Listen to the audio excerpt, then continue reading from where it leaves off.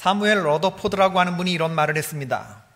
내가 보기에 지옥에서 오는 가장 큰 유혹은 유혹 없이 살려고 하는 것에 틀림없다. 물이 그냥 고여 있으면 반드시 썩고 말 것이다. 믿음은 사방이 탁 트인 곳에서 정면으로 매서운 겨울 폭풍을 받을 때 더 강해진다. 역경이 없으면 은혜는 시들고 만다. 마귀는 우리에게 무기 다루는 법을 가르쳐주는 하나님의 뛰어난 검객일 뿐이다. 동의되시면 아멘 하십시다. 지옥에서 오는 가장 큰 유혹은 어떤 거래요? 신앙생활 유혹 없이 하려고 하는 것이라는 거예요. 믿음은 사방이 탁 트인 곳에서 정면으로 날아오는 매서운 겨울 폭풍을 받을 때 강해지는 법이다. 시험이 왔다고 원망하거나 불평하지 말고 시험을 이길 능력을 달라고 기도하시기를 바랍니다. 사도 요한이 반모섬에 유배당하고 있을 때 많은 그리스도인들은 악이 우세하는 모습을 보면서 혼란스러웠을 겁니다. 전능하신 하나님의 아들이 이 땅에 오셨는데 어째서 로마 군인들이 설치고 다니는가? 복음은 세상을 향한 하나님의 사랑을 선포하는 것인데 이 사랑을 선포한 사람들이 왜 감옥에 가게 되고 십자가에 달리게 되는 것인가? 1세기 그리스도인들이 당한 어려움은 오늘날에도 여전히 우리들 사회에서, 이 나라 속에서, 우리 세계 가운데에서 반복되는 문제들이죠. 여러분, 기독교 박해국가에서 신앙생활하는 사람들이라고 한번 생각해 보십시다. 교회 다닌다는 이유로 감옥에 가야 한다면 돌아오는 주일에 교회를 나오겠다. 손 들어보세요. 심각한 문제입니다, 여러분. 감옥에 가지 않을 거라고 생각하니까 나오는 것이지, 교회에 다니는 이유로 감옥에 가야 한다면 돌아오는 주일에 나는 교회를 나오겠다. 손 들어보세요.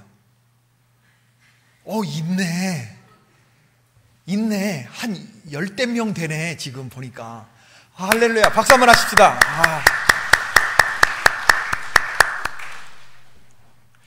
오늘 본문 요한계시록 6장과 7장은 악의 문제를 다룹니다. 이게 참으로 심각한 주제입니다. 요한은 악의 문제를 다루면서 악부터 다루지 않아요. 우리 신앙생활에 태클을 거는 것들이 이제 오늘 나오게 되는데, 신앙을 포기하게 하는 것들, 악의 공격들, 욥이 당한 어떤 그런 고난들, 그런 것들을 다루는데, 사도 요한은 신앙의 길에서 만나게 되는 우리의 신앙을 공격하는 악의 문제를 요한계시록 전체의 분량 20%가 지난 시점에서 다룹니다. 여러분, 이 세상에는 악이 엄연히 존재합니다. 그러나 우리는 악을 보기 전에 먼저 보아야 할 것이 있어요. 악보다 더 큰 어떤 높은 차원의 것을 바라보지 못하면, 선을 바라보지 못하면 이 악을 제대로 이해할 수 없고 이 악에 제대로 대처할 수 없죠. 그래서 성령님은 요한에게 악의 문제를 보여주기 전에 1장에서 승리하신 그리스도의 환상을 보여준 거고, 4장과 5장에서 천상의 하나님의 보좌와 악을 이기는 힘, 성도의 예배 광경을 보여준 것입니다. 이 선을 먼저 보고 난 후에 악을 보라는 거예요. 앞선 요한계시록 5장 1절 이하에 보면 보좌에 앉으신 하나님의 손에 7인으로 봉인된 두루마기가 있어요. 두루마리가 있는데 보통은 하나 인을 매는데 7개를 붙였다고 생각해 보세요. 양옆에는 밀랍으로 봉하고, 하나하나 뛸 때마다 굉장히 심각한 거고, 인봉을 띄는 것은 1급 기밀 취급자, 하나님으로부터 어린 양에게 넘겨받아서 어린 양이 그 인을 하나하나 띄는데, 요한이 보기에 땅 위에나 땅 아래에서 능히 그 두루마리를 펴거나 보거나 할 자가 없기 때문에 크게 울었다고 했어요. 그때 장로 중에 한 사람이 다가와서 울지 말라, 이 인봉을 떼고 여기에 감추어진 계시를 보여줄 자가 있다. 이제 그런 맥락에 울지 말라. 그러고 보니 어린 양이 보좌에 앉으신 분으로부터 두루마리를 건네받아서 그 7봉인을 하나하나 이제 떼기 시작하는 것입니다. 본문 1절 2절의 말씀이죠. 내가 보매 어린 양이 7인 중에 하나를 떼시는데 그때 내가 들으니 내 생물 중에 하나가 우레소리같이 말하되 오라 하기로, 이에 내가 보니 흰 말이 있는데 그 탄자가 활을 가졌고 면류관을 받고 나아가서 이기고 또 이기려고 하더라.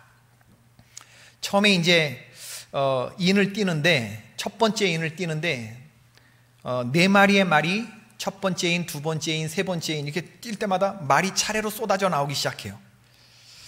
말은 전투용 동물입니다. 황소는 농사용이고 당나귀는 운송용이죠. 말이 튀어나왔다고 하는 것은 우리의 신앙을 공격하는 이 대적, 악들이 장난하듯이 나오지 않는다는 거예요. 맹렬한 기세로 싸우자고 하는 기세로 말 타고 나온다는 거죠. 말 타고. 나는 너를 죽이겠다. 이런 기세로 나오는 게 말이 튀어나오는 거예요.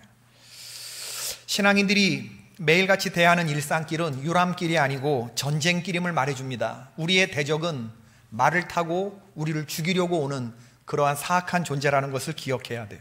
하루하루가 전투를 치르는 것 같이 선과 악이 맹렬히 투쟁하는 현장입니다. 어린 양이 첫 임봉을 뗄 때 제일 먼저 등장하는 말은 흰색 말인데, 이 흰 말을 어떻게 볼 거냐? 여기에 대해서는 두 가지 상반된 해석이 있어요. 우선은 이 흰 말 탄 사람이 역사 가운데 다스리고 정복하는 바로 이기고 또 이기시는 예수 그리스도다, 이렇게 보는 견해가 있습니다. 메시아다, 그리스도다, 이 흰 말을 탄 사람들은. 활을 가지고 면류관을 가지신 이가 누구냐? 전쟁에 능한 용사, 면류관을 쓰신 승리의 그리스도가 아니냐? 예수님은 주일 하루만 영광 받으시는 분이 아니고, 주일에만 이기시는 분이 아니고, 주중에도 예배 받으시는 분이다. 승리하시기를 원하시는 분이다. 6일에도 승리하시기를 원하는 분이시다. 이기고 또 이기시는 그런 분이시다. 그리고 이 흰말은 나중에 다시 나온단 말이죠. 말을 탄 자는 나중에 19장 11절에 보니까, 또 내가 하늘이 열린 것을 보니 보라, 백마와 그것을 탄 자가 있으니 그 이름은 충신과 진실이라. 그가 공의로 심판하며 싸우더라.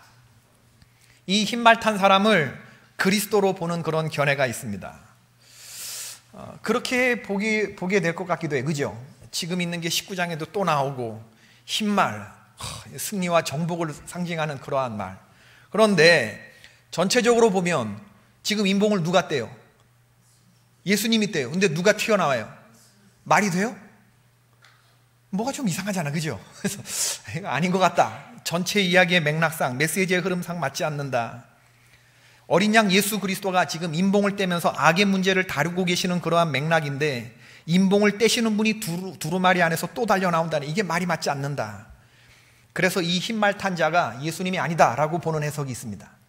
예수님이라고 보는 해석이 있고 그리스도가 아니라고 보는 해석이 있다, 그 얘기죠. 저는 후자의 해석이 맞다고 봅니다. 예수님이 아닌, 싸움에 능한 전사이면서 위험 있고 거룩해 보이는, 승리와 정복을 상징하는 흰말을 타고 혜성과 같이 드러나는 사람, 예수님처럼 보이기는 하지만 예수님은 아닌, 바로 그런 존재가 아닌가 생각이 돼요. 여러분, 예수님처럼 보이게 하는 사람, 그러나 그런 사람 없습니다. 능력 갖추고 실력 갖추고 점잖고 흠잡을 데 없고 거룩해 보이고 진정 모든 면에서 이기고 또 이긴 자의 모습을 가진 예수님처럼 보이는 사람이 있을 수 있겠지만 속지 마시기 바랍니다. 대단한 실력을 가지고 이기고 또 이기려는 사람은 우리들이 부러워하고 그런 외형적인 것만 보고 넘어가기가 쉬운데, 바로 그 지점에서부터 재앙이 시작됩니다. 이기고 또 이기고자 하는 것은 세상 사람들의 갈구하는 것이며 동시에 고통이 거기서부터 시작이 되죠. 자족함이 없이 이기려고 하다 보니까 여기서부터 고통이 시작되는 겁니다. 이기고 또 이기려고 하는 사람에게서 어떻게 화평함이 있을 수가 있겠습니까? 그래서 성경학자들은 이 흰말을 타고 나타나는 사람이 그리스도가 아니라고 보는 사람은 누구를 보느냐? 그 시대의 로마를 호시탐탐 공격해오던 파르티아 군대를 염두에 둔 것이 아닐까, 그렇게 짐작하고 있죠. 오늘날 이란의 북부 지역과 투르크메니스탄 남부 지역을 중심으로 일어났던 아르케시우스 왕조, 아르사케스 왕조, 감히 로마 제국을 상대로 전쟁을 벌이면서 때로는 로마가 이 아르사케스 왕조의 파르티아 군대에게 평화협정을 제안할 만큼 아주 실력 국가였던 바로 그 나라, 로마에 위협을 가하는 미래에 오는 정복자, 그 나라를 말하는 것이 아닐까. 아마 당대의 사람들은 이 흰말을 타고 나타나는 자, 미래의 정복자를 염두에 뒀을 가능성이 더 많다. 저는 이 견해를 따릅니다. 이 흰말을 타고 나타난 사람은 그리스도가 아니고 로마를 정복할 미래의 어떤 정복자를 지금 말하는 것이 아닐까. 두 번째, 어린 양이 임봉을 떼시는데 붉은색 말이 튀어나오는데, 붉은 말은 전쟁을 상징합니다. 전쟁은 세상을 유린하고 공동체의 삶을 파괴하죠. 사탄이 만드는 가장 최고의 걸작품이 바로 전쟁입니다. 아무런 이유 없이 사람들이 서로 죽이고 미워하고 증오를 키워가거든요. 그러므로 전쟁은 권력에 굶주린 인간의 행위고 정신 나간 자의 착각이고 말도 안 되는 탐욕의 발로입니다.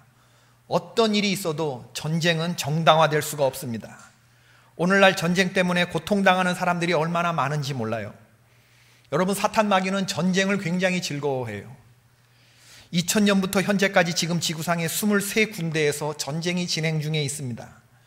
리비아 내전, 시리아 내전, 아프리카 차드 내전, 태국 남부 지역의 반란, 이스라엘 가자지구 분쟁, 레바논 전쟁, 돈바스 전쟁, 예멘 내전, 지금까지도 지구상에서 23군데에서 서로 이유 없이 서로의 증오심을 키워가면서 태어나는 순간부터 증오심을 키우면서 저 사람을, 저 나라를 없애는 것에 목숨을 거는 사명을 발견하면서 이렇게 살아가는 사람들이 많거든요.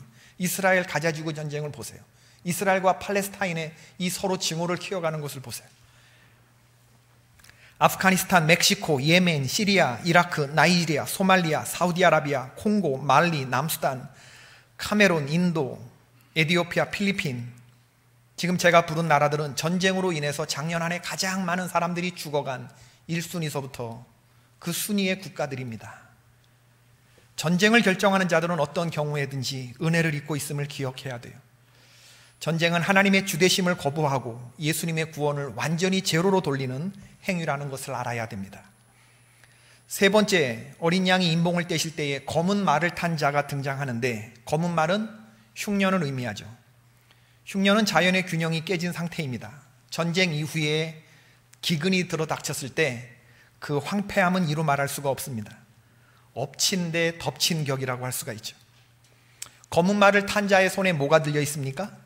저울이 들려 있는데 그 재는 모양이 이채롭습니다.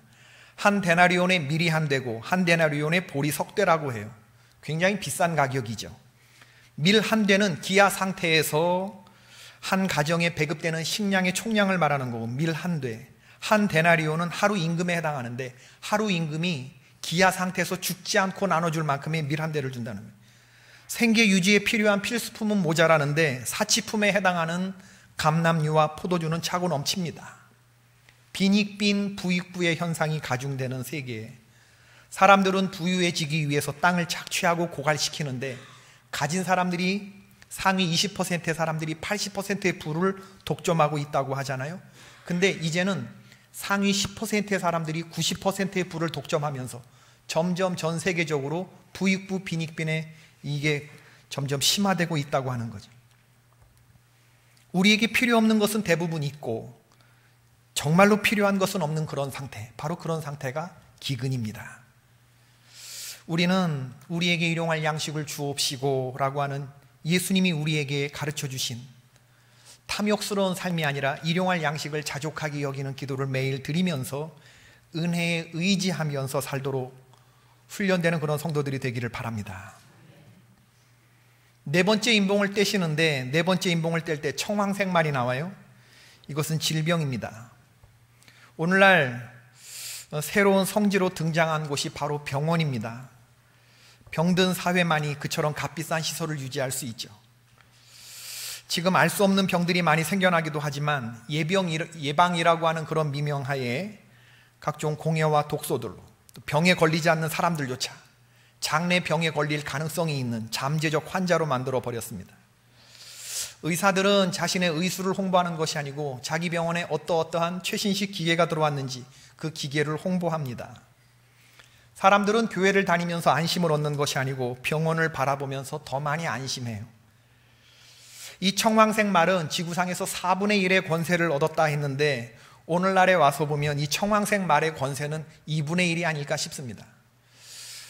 내가 몸에 건강에 이상이 있다, 나는 건강하지 않다라고 생각하는 사람들이 절반 정도 된다는 거죠. 나는 건강하다 이렇게 말하는 사람과 나는 건강하지 않다라고 하는 그런 사람이 이 절반 정도 된다는 거예요. 저는 건강합니까? 건강하지 않습니까? 건강해 보입니까? 병이 있어 보입니까?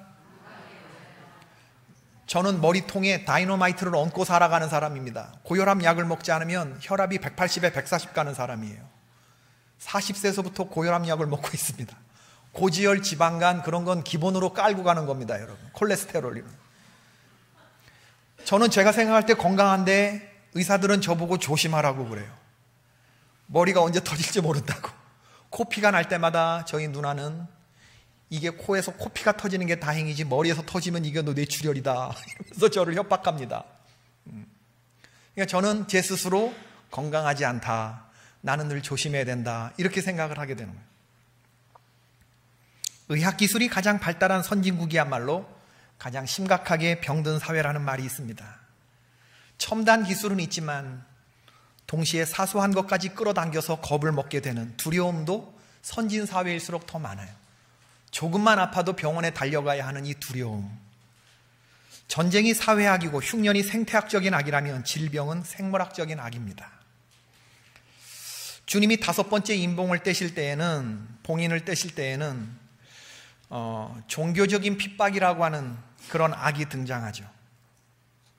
온유한 자들이 고통을 받으면서 주님 언제까지입니까? 순교한 자들이 울부짖습니다.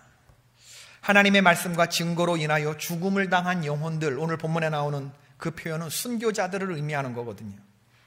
하나님께 요청하는 바는 뭐냐 하면 우리의 피를 신원해 달라고 하는 거예요. 우리가 죄인으로 몰려서 이렇게 순교를 당했으니 실상은 우리가 죄인이 아니라 당신의 말씀을 들고 이 세상을 살아갔던 의로운 사람이라고 하는 것을 주님이 밝혀주십시오.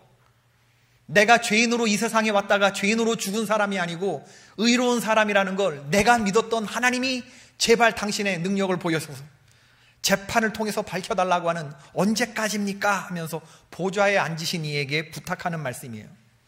개인적인 명예를 회복하는 말이 아닙니다. 주님의 영광된 승리가 오기를 바라니 더 많은 그런 마음에서 주님께 간구하는 내용이에요. 종교적인 핍박으로 인해서 죽어간 사람들, 그러자 주께서 그들에게 흰 두루마기를 주시죠. 그들의 죽음을 영광스럽게 보아주신다고 하는 뜻입니다. 그러면서 하시는 말씀이 아직 때가 이르지 않았다, 조금만 더 기다리라 하십니다. 아직 영적 전쟁이 다 끝나지 않았다는 거예요. 치열한 전투가 남아있다는 겁니다. 아직 종결의 시기가 아니고 더 많은 사람들이 피를 흘려야 한다. 이 땅에서 최종 승리를 획득하는 것이 그만큼 어려운 일이라는 것을 말해주는 거죠. D-Day는 아직 이르지 않았다. 결전의 날, 전쟁의 승패가 비로소 나타나는 날, 노르망디 상륙작전이나 인천 상륙작전 같이 그날에 전쟁이 끝나는 것은 아닙니다. D-Day가 Decisive Day이기는 하지만 빅토리 데이는 아니죠. 빅토리 데이는 순교자들이 원하는 바로 이 V-Day는 우리 주님이 오셔서 세상을 심판하시는 날, 우리에게 진정한 V-Day가 오는 거예요. 조금만 더 기다려라, 조금만 더 기다려라. 주님이 그렇게 말씀하시는 거예요. 6번째 인봉을 떼시는데 6번째 인봉은 자연재해라고 하는 악입니다. 종교적인 핍박은 하나님의 이유만, 하나님의 백성이라고 하는 이유만으로 당하는 괴로움이라고 한다 그러면 이 자연적인 재난은 좀 더 폭넓은 그런 재난이죠. 여기엔 사람뿐만 아니고 자연까지도 포함됩니다. 현대인들뿐만 아니라 원시 부족까지도 포함하고 죄 있는 자들뿐만 아니라 죄 없는 자들도 포함돼요. 5번째 봉인을 떼실 때에 등장하는 이 종교적인 핍박과 박해는 특정한 대상에 초점을 맞추지만 6번째 봉인을 떼실 때 등장하는 자연재난은 굉장히 무차별적이라는 겁니다. 큰 지진이 일어나고 해가 검어지고 달이 피같이 붉어지고 하늘의 별들이 떨어지는 자연재해, 대심판의 장면이죠. 히브리서 12장 26절에 히브리서 기자가 말하는 하나님이 땅만 흔드는 것이 아니고 하늘까지 진동시키면서 오시는 때가 온다, 바로 그때를 말하는 거죠. 교만하고 방자하던 사람들이 하나님의 심판 앞에서 쥐구멍이라도 있으면 들어가고 싶은 심정이 될 그때에 그들이 무너지게 된다는 말씀입니다. 여러분, 이것이 지금 이렇게 인봉이 하나하나 띄어질 때마다 우리 신앙생활을 방해하는 악으로 우리를 공격하는데, 이 전쟁이 우리를 정신 못 차리도록 전방위적으로 일어나는 거죠. 국가 간에 일어나기도 하지만 한 영혼 안에서도 일어나고 우리의 마음 속에서, 우리의 인간관계 속에서 얼마든지 일어나는 그런 일이죠. 저는 오늘 말씀을 묵상하면서 오늘 말씀의 마지막 부분, 그들의 진노에 큰 날이 이르렀으니 누가 능히 서리요 하더라. 6장 17절 마지막 구절에 누가 능히 서리요, 누가 능히 서리요, 질문으로 끝이 납니다. 이 싸움에서 이렇게 흔들리는, 땅이 흔들리고 하늘이 흔들리는 이런 악의 공격 속에서 누가 믿음을 지키겠느냐는 거, 누가 능히 서겠느냐라고 하는 질문. 참과 거짓이 한데 엉켜 돌아가는 세상, 질병이 있고 전쟁이 있고 기근이 있고 종교적인 핍박이 가해지고 자연재해가 있고 욥과 같은 그런 고난들이 막 개통 없이 우리를 공격할 때 누가 쓰리요? 누가 능히 서리요? 이 질문은 대답을 기대하는 질문이 아닙니다. 우리는 이미 대답을 알고 있어요. 주님, 제가 서겠습니다. 이렇게 대답할 줄 아는 저와 여러분이 될 수 있기를 바랍니다. 너희들이 서야 된다. 바로 성도, 너희들이 서야 된다. 이 세상 가운데에서, 흔들리는 세상 가운데서, 진동하는 세상 속에서 진동치 않는 하나님의 백성으로 서야 된다. 우리가 히브리서에 그런 말씀을 배우고 있는데, 우리가 흔들리지 않은 나라를 보지 않았느냐? 영원한 하나님의 나라를 받았은지요, 이 흔들리는 세상 속에서 흔들리지 말고 중심 잡고 나아가자. 지금 그 계시를 우리 주님께서 요한에게 보여주고 있는 겁니다.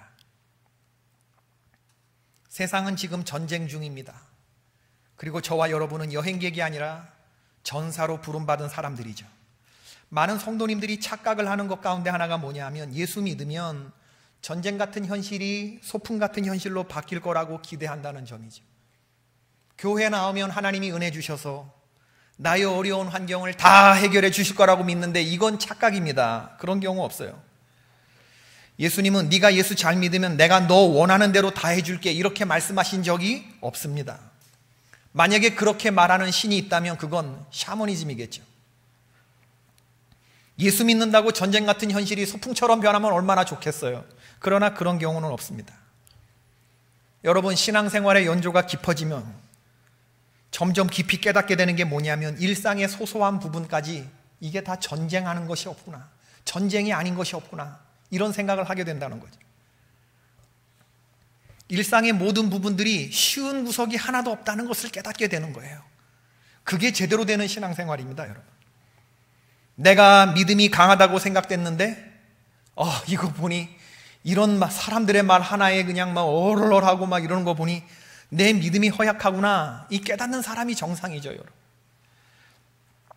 오늘 어디 신방을 했는데 어떤 분이 이렇게 막 자기의 힘들었던 교회 생활하면서 힘든 얘기를 하니까 어떤 성도님이 있다 옆에서, 아유, 권사님은 뭐 어렵지 않게 지금까지 살아왔나 보네 그러더라고요. 부침이 없었나 보네. 그러면서 우리가 웃었는데, 그건 제가 왜 웃었냐면은 저도 그런 말을 들어본 적이 있기 때문에요. 목사님은 목회에 별로 어려움이 없으셨나 봐요. 이러한 말 한마디 들었다고 귀가 빨개지는 거 보면 이거를 미국에 있을 때 들었었어요. 목회에 부침이 없으셨나 보다. 그러니까 힘든 목회를 안 해보셨나 보다, 이런 얘기를 들어봤단 말이에요. 그렇습니다. 뭐 힘든 목회를 안 해봤어요. 근데 제가 연조가 깊어질수록 깨닫는 게, 정말 전투구나. 신앙생활 갈수록 쉬워져요, 어려워져요? 어려워져야 정상이에요, 쉬워져야 정상이에요? 갈수록 어려워져야 정상, 갈수록 어려워져요. 이 정도 시험에 넘어지는 것을 보니 내가 선 게 아니구나, 이렇게 깨달아지는 것. 내가 지금까지 죄와 싸운다고 싸웠는데 피 흘리기까지 싸우지 않았구나, 이렇게 다짐하게 되는 것이 잘하는 신앙생활입니다. 갈수록 어려워져요. 여러분, 우리의 대적들이 말 타고 달려나온다니까. 말 타고 지금 싸우자고 덤비는 건데 어떻게 우리가 이걸 소풍길처럼 여길 수가 있겠어요? 이 싸움에서 아무도 자만할 수 없습니다, 여러분. 개통 없이 우리를 죽이고자 진짜 화살을 들고 달려나오는 대적들, 흰말, 붉은 말, 검은 말, 청황색 말, 싸우자고 달려드는 이 악의 세력들을 여러분 보세요.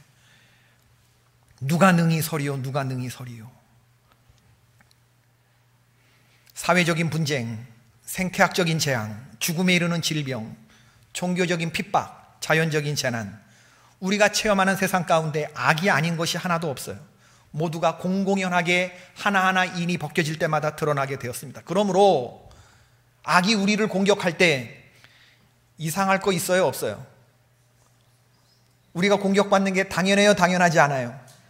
여러분, 공격당하는 게 당연해요, 당연하지 않아요? 당연해. 당연하게 여기실 주의 이름으로 축원합니다. 네, 당연하게 여기셔야 돼요. 그러므로 신앙생활할 때 정신 차리고 악의 공격을 받을 때 낙심하지 말고 이상히 여기지도 말고 악을 많이 묵상하지 말고 뭐를 묵상해야 돼요? 이걸 누가 쥐고 있느냐? 어린 양이 쥐고 있다. 예수 그리스도를 더 많이 묵상하는 여러분 되시길 주의 이름으로 축원합니다. 공격당하는 어떤 그 실체만 골똘하지 마시고 이걸 누가 컨트롤하고 계시느냐, 이 주님을 더 많이 묵상해야 됩니다. 블레셋이 골리앗 장군을 앞세우고 이스라엘 쳐들어왔을 때 사울 왕의 군대들은 두려워했어요. 사무엘상 17장 24절이죠. 이스라엘 모든 사람이 그 사람을 보고 심히 두려워하여 그 앞에서 도망하였다. 골리앗 장군, 전쟁, 골리앗 장군이 왔는데 사람들이 어떻게 됐어요? 심히 두려워. 당연한 거예요. 당연한 겁니다. 도망치는 건. 숨었어요, 다윗의 형들은. 그러나 이스라엘에 멸종되지 않은 믿음을 가지고 있는 하나님의 사람이 하나 있었는데, 다윗은 전쟁터에서 딱 가서 보자마자 내가 싸우면 이길까 말까 이걸 재지 않았어요. 그 즉시로, 골리앗이 하는 말을 듣는 그 즉시로 대적하려고 나가요. 그러면서 그 나가는 그 믿음의 그 베이스가 뭐냐면, 내가 과거에 양을 칠 때, 사자나 곰이 왔을 때 자기가 물리친 적이 있다. 그러니까 과거의 곰의 발톱과 사자의 발톱에서 내 양을 지키고 나를 지켜주신 하나님이 저놈과의 싸움에서도 나를 지켜주실 거다. 이게 다윗의 믿음. 아니, 과거에 곰 대적한 거하고 사람 대적하는 거 같아요? 같아? 어떻게 같아? 아니, 곰하고 사자 대하는 거하고 지금 골리앗 저 무서운 게 땅땅거리는 거 어떻게 같아? 우리 그렇게 생각할 수 있어요. 다윗에게, 야, 과거에 곰하고 사자 상대하는 거하고 골리앗 상대하는 거 똑같아? 이거하고 그거하고 같아? 다윗에게 물었으면 다윗이 뭐라고 대답했을까? 17장 37절. 또 다윗이 이르되 여호와께서 나를 사자의 발톱과 곰의 발톱에서 건져내셨은즉 나를 이 블레셋 사람의 손에서도 건져내시리이다.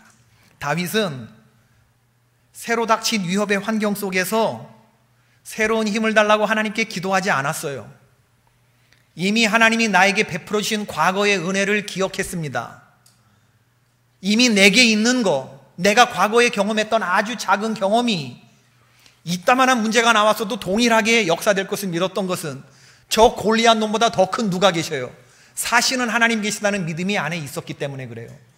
여러분, 이게 머리의 믿음이 아니라 이게 가슴으로 내려오고 손과 발에 이미 간 사람이었습니다, 다윗은. 그래서 하나님이 그를 기뻐하는 사람이라고 말하는 거예요. 다윗은 별다른 무장을 하지 않아요. 골리앗 앞에 섭니다. 군복 입지 않았어요. 칼을 차지 않았습니다. 손에 막대기 하나, 시내에서 매끄러운 돌 5개, 그리고 목자의 제구, 곧 물매를 가지고 블레셋 사람에게 나아갔다고 했죠. 하나님을 의지하면서 나아갈 때 이길 것을 선포하면서 어영부영 나간 게 아니고 말 타고 나오는 놈한테 말 타고 나가듯이 나갔어요. 교만한 거 아닙니다. 큰 소리 치는 거 아닙니다. 과거의 경험으로 문제 앞에 당당히 서는 건강한 크리스찬의 모습이었던 거죠. 17장 36절. 주의 종이 사자와 곰도 쳤은즉 살아계시는 하나님의 군대를 모욕한 이 할례받지 않은 블레셋 사람이리이까 그가 그 짐승의 하나와 같이 되리이다. 우리 성도들은 이런 신앙인의 모습이 저와 여러분에게 있어야 됩니다. 할렐루야. 악의 공격이 오게 되어 있어요. 이거 피할 수 없습니다. 누구에게나 옵니다. 그런 공격받았을 때 엎드려서 울지 말고 다윗처럼 불평하거나 원망하지 말고 세상을 기대하지도, 세상에 실망하지도, 세상을 두려워하거나 무서워하지도 말고 그렇게 문제 앞에 당당히 서는 것이죠. 소아시아의 7개의 교회들 성도들에게 성령이 발했던 모습이 바로 그런 거죠. 이 문제 앞에서 누가 능히 서겠느냐? 나는 너희들이 담대히 서기를 바란다. 초대교회 성도들이 좋아했던 시편 110편인데 우리 다 같이 한번 읽어볼까요? 시편 110편 시작. 여호와께서 시온에서부터 주의 권능의 규를 내보내시리니 주는 원수들 중에서 다스리소서. 주의 권능의 날에 주의 백성이 거룩한 옷을 입고 즐거이 헌신하니 새벽 이슬 같은 주의 청년들이 나오는도다. 여호와는 맹세하고 변하지 아니하시리라. 주의 오른쪽에 계신 주께서 그의 노하시는 날에 왕들을 쳐서 깨트리실 것이라. 문 나라를 심판하여 시체로 가득하게 하시고 여러 나라의 머리를 쳐서 깨트리시며 길가의 시냇물을 마심으로 그의 머리를 드시리로다. 아멘. 팍스 로마나의 시대에서 사도 요한이 기도 중에 하나님께 올라가서 그가 신령한 눈으로 하늘을 바라보는 게 뭐냐 하면 세상은 로마의 평화를 갈구하는 것처럼 보이고 안정되어 가는 것처럼 보이지만 그 세상 가운데서 이의를 제기하고 나선 집단들이 있었는데 바로 그들이 기독교인들이었습니다. 로마의 평화가 진정한 평화가 아니고 그리스의 문화가 종착역이 아니라고 믿었던 사람들, 이 땅은 그저 지나가는 땅일 뿐이며 종국에는 하나님의 나라가 도래할 것이라고 믿었던 사람들, 그래서 바로를 경배하라고 사람을 신으로 만들고 그 시스템과 문화로 통치하려고 했을 때 거기에 저항하며 일어났던 사람들, 우리에게 신은 하나라고 말했던 사람들, 바로 그런 사람들. 그런 사람들이 이 세상을 살다가 톱날로 켜는 죽음을 당한다 할지라도 구차히 죽음을 피하기 위해서 그들은 순교를 거부하지 않았던 사람들입니다. 전쟁 같은 세상 속에서 전쟁 같은 삶을 살다 갔지만 믿음을 지켰던 사람들의 모습이죠. 오늘날 우리들 가운데도 전쟁 같은 인간관계, 전쟁 같은 부부관계, 전쟁 같은 직장생활이 얼마든지 있을 수 있지 않겠습니까? 질병의 문제, 경제적 궁핍의 문제도 만만치 않은 도전입니다. 그렇지만 우리는 걱정하지 않습니다. 오늘도 눈앞에 펼쳐지는 세상 속에서 우리가 담대한 이유가 뭐냐 하면 사나 죽으나 주님의 날개 아래서 거하는 바로 우리들이기 때문입니다. 하나님은 저와 여러분이 원하는 것을 다 주지는 않을 거예요. 그러나 우리가 필요하다고 판단되는 것들은 하나님이 허락하실 것입니다. 십자가의 예수님을 이미 우리는 받은 사람들이에요. 이미 하나님 나라에서 가장 소중하고 가장 능력 있는 이 하나님의 아들 독생자 예수 그리스도를 우리가 선물로 받았잖아요. 흔들리지 않는 나라를 받았잖아요. 믿으시면 아멘 하십시다. 독생자 예수 그리스도를 받은 사람들이면 더 이상 받을 게 없는 사람들 아니에요? 그러므로 독생자 예수 그리스도를 아낌없이 주신 아버지 하나님의 사랑이 우리에게 닥쳐오는 고난조차도 합력하여 선을 이루는 쪽으로 인도해 주실 줄로 믿습니다. 여기에 우리 신앙인의 담대함이 있는 거죠. 악이 우리를 힘들게 하고 우리의 신앙을 공격하긴 하지만 이 악을 붙들고 계시는 분이 바로 일찍 죽임당한 어린 양 예수 그리스도가 컨트롤하고 있다고 하는 사실을 먼저 묵상할 때 이러한 문제들을 우리가 이길 수 있는 거예요. 흰말, 붉은말, 청황색말, 검은말 타고 나온 것들 두려워하지 않고 우리가 다윗처럼 달려나갈 수 있는 것. 믿으십니까? 네, 전 진실로 그러게 되기를 바라요. 흰말을 타고 나오는 자에게 사자 같은 첫째 생물이 말하는 게 뭐냐? Come! 와라! 붉은 말 탄 자가 나오는데 송아지같이 생긴 둘째 생물이, 주님의 보좌 앞에 있는 둘째 생물이 Come! 와라! 검은 말 탄 자에게 사람같이 생긴 셋째 생물이 Come! 와라! 청황색 말 탄 자에게 독수리같이 생긴 네 번째 생물이 Come! 와라! 붙어보자! 이씨. 이거 아니에요, 그죠? 영적인 기백이 딱 느껴지잖아, 오늘 말씀에. 할렐루야. 이게 막 겁을 먹고 쭈뼛쭈뼛 대는 게 아니잖아요. 진짜 영적인 맞짱 뜰 때의 그 기백들, 여러분. Come! 와라! 피하지 않는 거예요. 가난 와라! 궁핍 와라! 사탄아 와라! 와봐! 얼마든지 와봐! 우리는 싸움을 싫어하지만 싸움을 피하는 사람들은 아니에요. 아멘? 좀 이렇게 멋있는 얘기를 할 땐 좀 아멘 하세요. 우리 성도는 싸움을 좋아하는 사람들은 아니에요. 그죠? 그러나 피하는 사람들 아닙니다. 영적인 싸움을 우리는 좋아는 하지는 않지만 피하지 않는 사람들. 말 탄 자에겐 우리도 말 타는 기상으로 주님이 우리의 뒤에서 사령관이 되어주심을 믿고 주님의 보좌에 가까이에 있는 사자 같고 송아지 같고 사람같이 생겼고 독수리같이 생긴 내 생물이 이러한 말이 튀어나올 때마다 우리에게 힘을 북돋아 주잖아요. 오라고, 우리 한번 부딪혀 보자고, 누가 이기나 한번 보자고. 우리를 위협하는 환경 속에서 전신갑주로 무장하고 오라 다부진 마음을 가지고 설 때 주님 우리에게 승리를 주시는 줄로 믿습니다. 오늘도 신방하면서 어떤 분이 그래요. 남편이 은혜 받고 들어가면 아주 교묘한 말로 속을 뒤집어 놓는데요. 은혜 받고 딱 가면은, 특히 금요일 오늘 같은 때, 그래서 목장 예배 드리다가 도망간 적도 있었대요. 남편이 전화 오면 안 왔다 그래 그러면서 도망가요. 근데 그리고 뭐 집안에 어떤 식구 중에 스님도 있대. 스님도. 그러면 스님이 당연히 제사도 지내고 막 이러는데 절해야 될 일도 얼마나 많이 있겠습니까? 근데 하루는 날 딱 잡고 마음 다부지게 먹고 난 절하지 않으리라. 그리고 한판 붙을 생각을 하고 딱 가는 때가 있었대요. 그땐 그런데 그 스님인 그분이 재수 씨는 절하지 마세요 그러더래요.